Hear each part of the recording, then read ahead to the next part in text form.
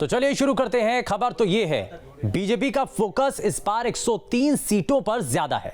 लगातार इन सीटों के प्रभारियों से फीडबैक लिया जा रहा है। आखिर क्या है इसके मायने, ये पूरी रिपोर्ट आप देखिए।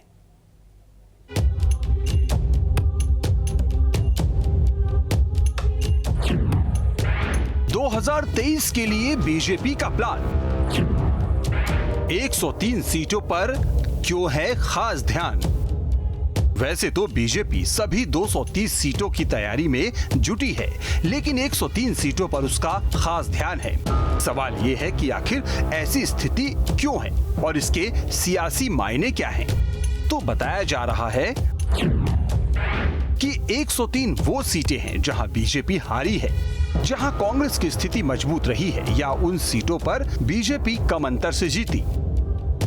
पार्टी को लगता है कि इन सीटों पर ज्यादा खतरा है, लिहाजा इन सीटों पर मजबूत मोर्चेबंदी होनी चाहिए और इसलिए इन सीटों के प्रभारियों के साथ लगातार बैठक हो रही है।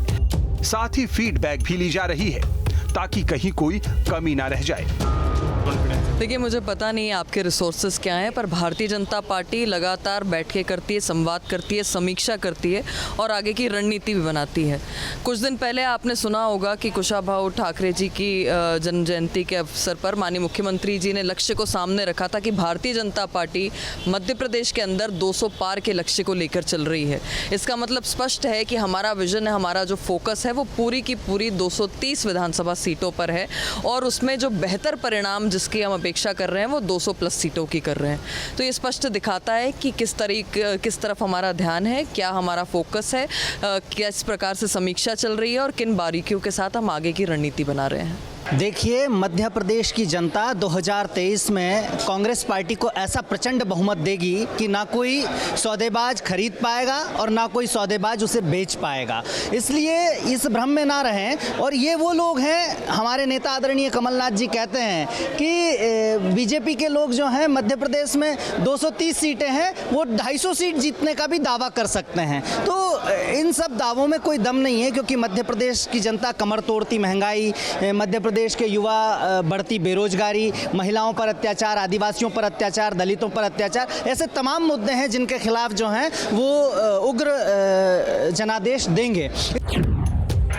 दरअसल हारी हुई सीटों के लिए अलग रणनीति बन रही है। हारी हुई सीटों पर बूथों की मैपिंग हो रही है, प्रभारियों के परफॉर्मेंस का आकलन हो रहा है। जिन बूथों पर हार, वहां की टीम बदलेगी। जिन प्रभारियों का परफॉर्मेंस ठीक नहीं होगा वो हटेंगे। 28 सीटों के उपचुनाव में 9 सीटों पर हार हुई थी। हारी हुई 9 सीटों पर असंतोष है।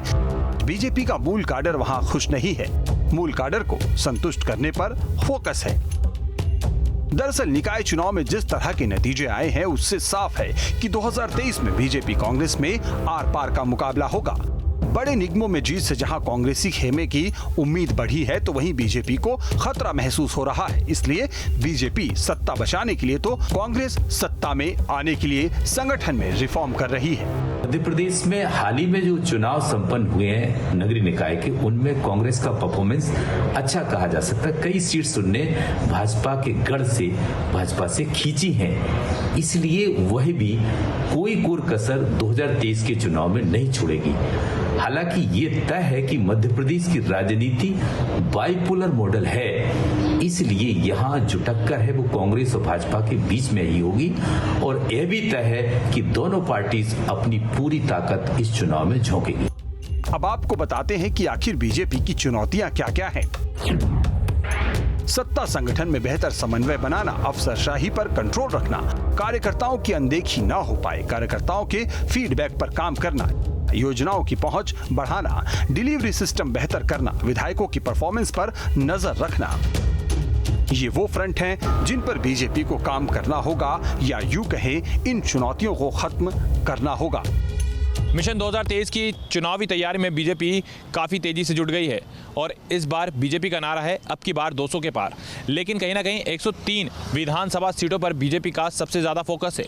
ये वो सीटें हैं जो बीजेपी को कमज़ोर लग रही है। हालांकि बीजेपी ये दावा कर रही है कि बीजेपी सभी सीटों पर ध्यान दे रही है, लेकिन कहीं ना कहीं ऐसा भी लग रहा है कि बीजेपी काफ़ी ज़्यादा अपने आप में आत्मविश्वास पैदा कर चुकी है कि जो सीटें उसके पास हैं वो सेव हैं। हालांकि बीजेपी को सभी सीटों पर ध्यान देने की ज़रूरत है, क्योंकि क्योंकि 2023 मिशन में अगर जीत हासिल करना है तो मध्य प्रदेश की सभी सीटों पर फोकस करना होगा। वीडियो जर्नलिस्ट अभय के साथ जितेंद्र शर्मा, न्यूज स्टेट, भोपाल। अब खबर तो ये है कि जिलों से कई सारी शिकायतें मिली हैं। इन शिकायतों को लेकर संगठन बेहद गंभीर है। अगर अभी अनदेखी हुई तो 2023 में चुनौती बढ़ सकती है। इसीलिए लगातार बीजेपी में बैठकों का दौर लगातार जारी है।